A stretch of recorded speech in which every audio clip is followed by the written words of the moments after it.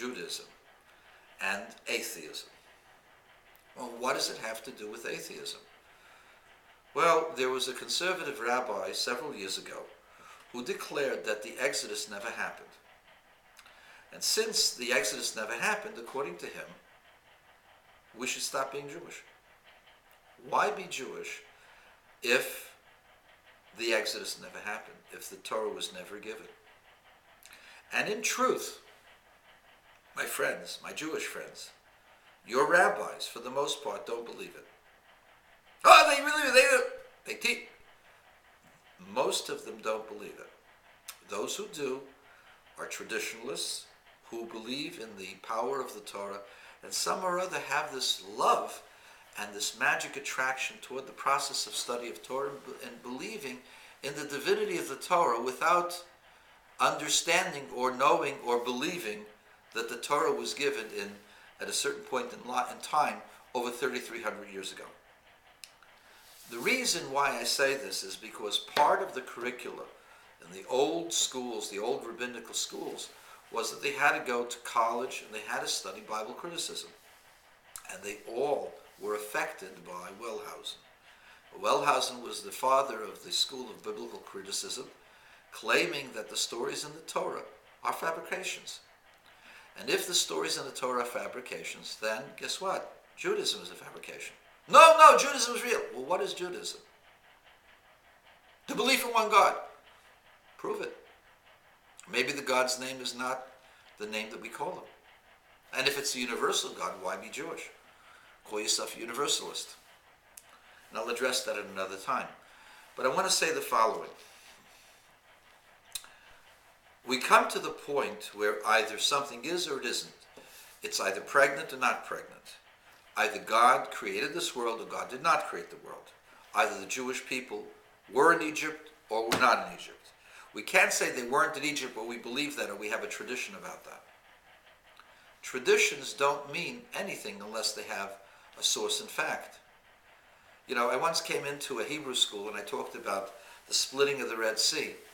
And the teacher said, while I was describing the splitting of the sea to these children who open-mouthed, she said, well, this is according to our tradition. What does according to our tradition mean? It means it's a bogomais, it never happened. It's just a tradition, it's a folk story. I guarantee you those children in that woman's class don't have any belief in the Torah. All the rabbis who believe in Wellhausen's biblical criticism should resign because they don't believe in the Torah and they don't believe in the divine message of God to the Jewish people through the Torah. For there is no other vehicle. And if you're going to say that wisdom and intellect somehow or other is the divine message, we don't have any patents on wisdom and intellect. Last I checked, the Greeks were better than us in wisdom.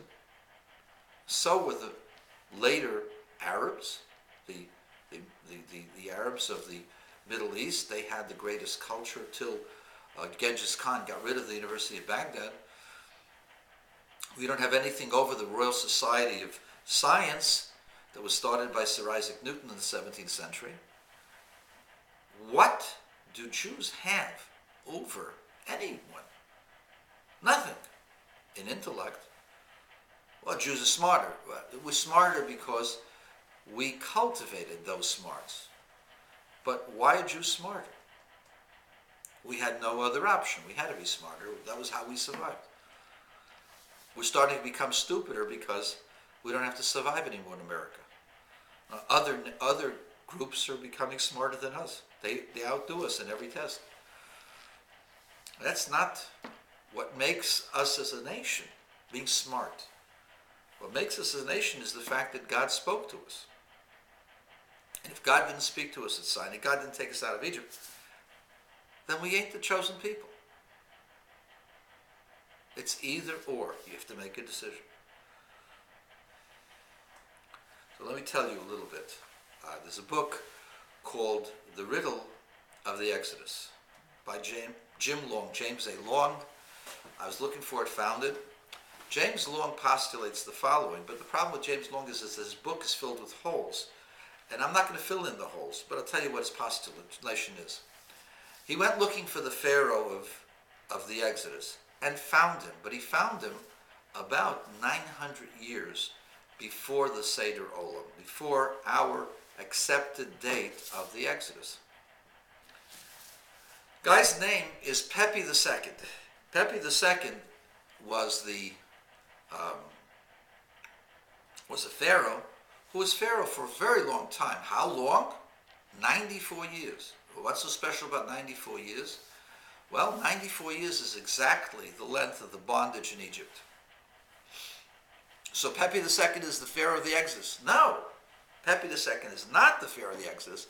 His son is. Now, what's so significant about 94 years? Then you'll ask me. I'll tell you. It says that along came a pharaoh. He didn't know Joseph. And he decided to make plans how to enslave the Jewish people, much like, Obama. How can we go ahead and emasculate the state of Israel? So he gets Jewish helpers to help him emasculate the state of Israel. That's a side story. But this is what Pharaoh did. He called in everybody. He says, listen, I want to make public works. We got to build up this country. This country's falling apart. And so he suckered everybody to become part of the workforce. But his intent was only for the people of Israel. The Egyptians, they left the force right away. And after a while, they had made walls. Those walls became the ghetto walls that surrounded the people of Israel and they couldn't escape. And they became the objects of the slavery and bondage for 94 years until Moses came along. And so he had to prepare this before he enslaved them. That was the year before the Exodus. When does he die? Torah tells us. Torah tells us that the Pharaoh who enslaved them died right before God tells Moses to come back.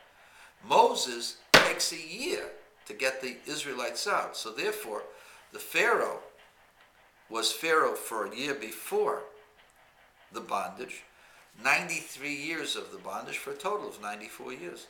The 94th year of the bondage, that's the year that Moses came and produced the 10 plagues.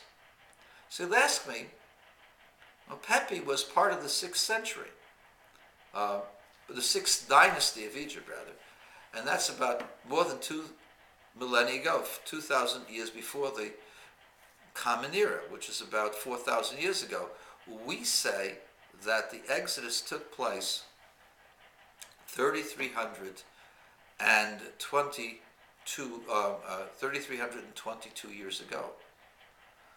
How can this jive? 4,000. Well, the difference between 4,000 and 3,320 really isn't a whole lot. That's number one. Number two, I'll say this again for your benefit. Egyptology is an inexact science. It's an inexact science because it's based upon the reading of hieroglyphics, based upon your belief that the Egyptians had an accurate history. Truth of the matter is that the history of all the ancients were overblown. They went ahead and they made up names. They went ahead and added dynasties. Why did they do that? Because, you see, it was the prestige of the great empires of the past to show that their empire was the first. The Babylonians made an 8,000-year history. Well, the Egyptians couldn't be less than that. They made a 9,000-year history.